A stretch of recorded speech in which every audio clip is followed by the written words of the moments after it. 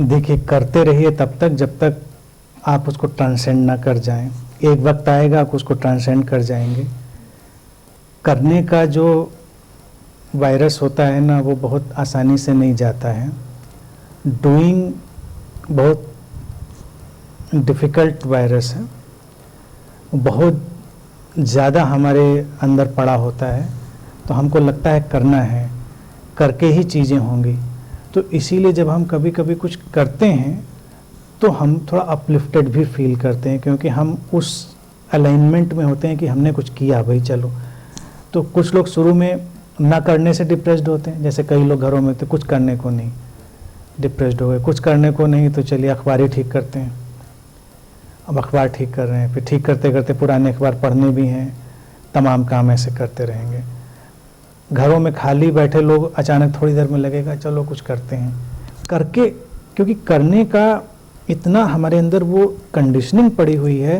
और किसी को हम 10 मिनट भी कहें कि नहीं बैठो आराम से कुछ नहीं करो, तो कहेगा अच्छा फिर क्या करें। इस बीच सुनते हैं कुछ देखते हैं, मतलब ये एक कंडीशनिंग है। लेकिन जब हम इसको ट्रांसेंड करते हैं इस हैबिट को, तब भी करना होता है, ऐसा नहीं होता तब भी करना नहीं होता,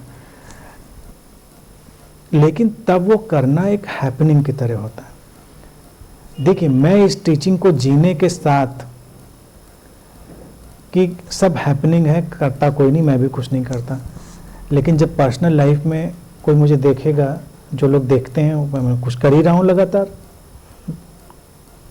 ऐसे तो कभी नहीं बैठे मैं मिलूँगा।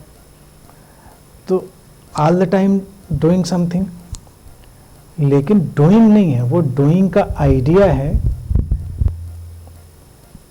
केवल वो हैपनिंग है। जब बॉडी माइंड क्लियर होता है तो हैपनिंग अपने आप आती है। और जब तक डूइंग का कंसेप्ट है तब तक क्या रहेगा कि जो अंडरस्टैंडिंग है, अंडरस्टैंडिंग के फेजेस जो बदलते हुए हैं हम उनको नहीं समझ पाएंगे ये क्या है। और हमारी इमोशनल डिक्शनरी बहुत लिमिटेड है। कई बार जो एक रिलैक्सेशन का फेज हो सकता है वो हमको लगेगा ग्लूमीनेस का फेज है, डिप्रेशन का फेज है। लाइफ तो देखिए वेव की तरह चलती है, जैसे एक लहर जा रही है, इसीलिए वो प्रवाह है। नदी को अगर आप बहते हुए देखें तो कोई भी उसका जो फ्लो है वो ऐसे और ऐसे ही तो जाता है वेव का। कोई वेव ऐसे तो नहीं चली जाती है ऐसे से जा रही, फिर तो वो सीधे चांद पे निकल जाएगी। हर वेव उठती है गिरती है उठते हुए, that is way of flowing.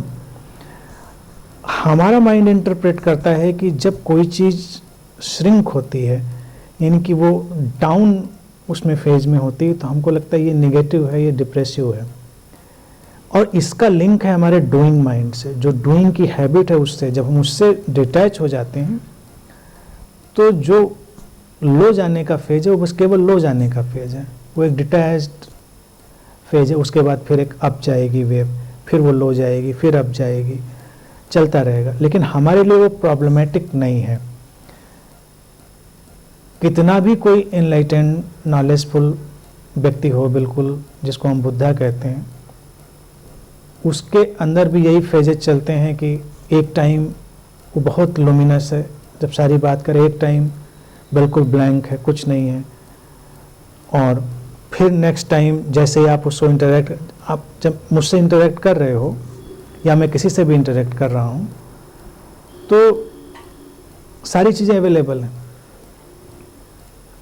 सारी बात मैं बोलूँगा, जो भी दुनिया की कोई भी बात है आएगी रिफ्लेक्ट होगी। लेकिन जब कोई बोलने के लिए नहीं है तो वो एक ब्लैंक और डाउन फेज है, यानी कि उस समय कुछ भी नहीं टकरा रहा है, वो बिल्कुल अज्ञान वाला ही फेज है। यानी कि उस समय अगर ऐसे ही माइक लगा के कैमरा ऑन करके मुझे बोलना पड़े तो आई एम टोटली ब्लैंक, कुछ नहीं आएगा अंदर से। जब कुछ नहीं आएगा तो हम क्या कहेंगे कि लो कुछ आ ही नहीं रहा मेरे अंदर से, सब ज्ञान कहाँ गया?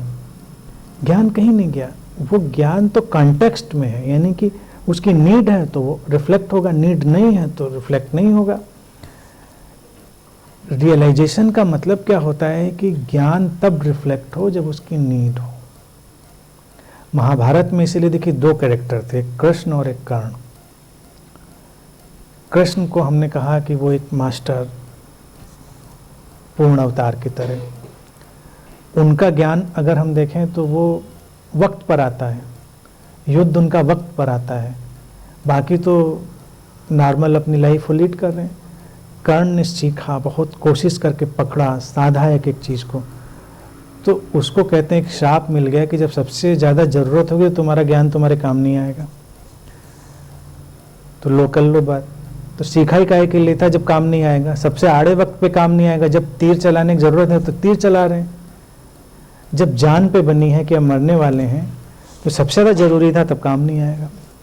तो नाम भी देखिए, महाभारत ऐसे हम लोगों का एपिक होते हैं ना, एपिक में नाम भी बहुत चुन चुन के देते हैं। कर्ण यानी कि कान इकट्ठा किया, जिसने सुन सुन के सब इकट्ठा कर लिया है। अब इकट्ठा किया हुआ कितना काम आएगा? तो वो कहते हैं कि जब तक वो हमारे अंदर रचता बसता नहीं है तो वो बेवक्त पे तो निकल रहा है, लेकिन तो जो स्यूडो ज्ञानी होगा वो हर वक्त ज्ञानी, और जो रियल सेंस में ज्ञानी होगा हर वक्त ज्ञानी नहीं है। ज़रूरत है तो ज्ञान है, नहीं ज़रूरत है तो अपना घूम रहे मस्ती में। तो इन फेजेस को बहुत ही आसानी से लीजिए, जैसे कि हमारी लाइफ में रिलैक्सेशन और एक्टिविटी के फेजेस होते हैं, इसी तरह से जो एक्सटेसी और साइलेंस, इनके फेजेज होते हैं।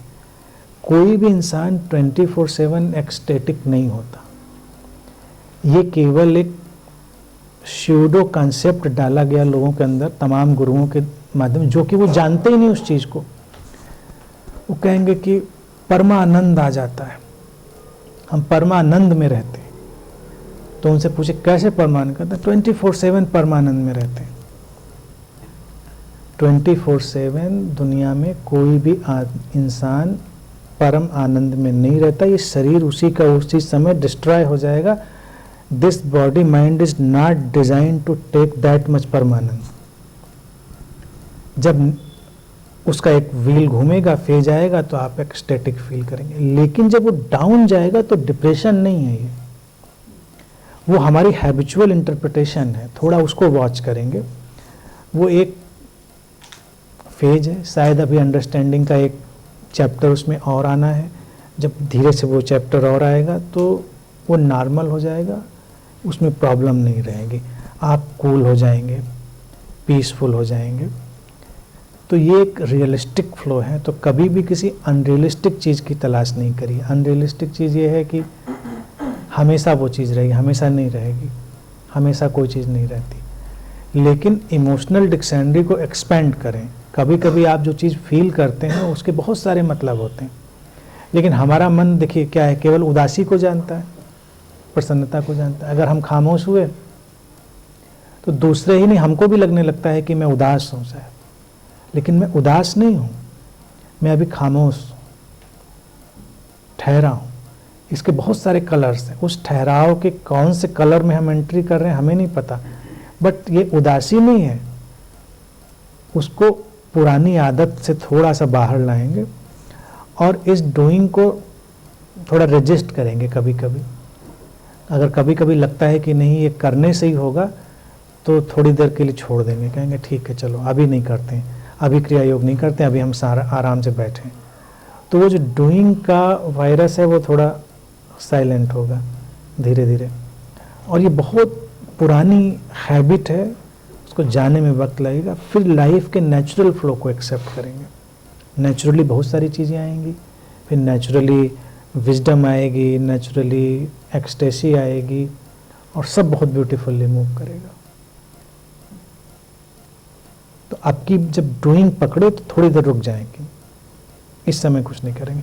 अपने एसेंशियल काम को छोड़ के, जो एसेंशियल जीने के लिए ज़रूरी हैं वो काम करते रहिए। बाकी जैसे लगे कि हमको ध्यान करना ही है, इस समय बैठना ही ध्यान में।